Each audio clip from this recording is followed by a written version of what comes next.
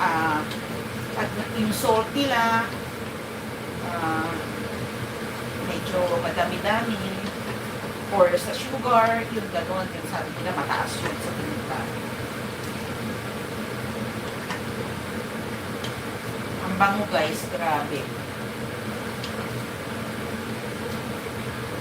Hindi natin siya guys ino-overcook yung ano, yung tawgi. Kunti lang. Pag ako nagluto ng tawgi yung ano, pag crystal na yung looks niya, ito na yun.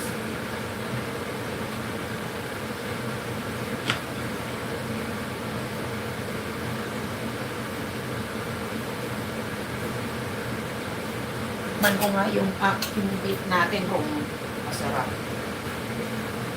Man natin guys.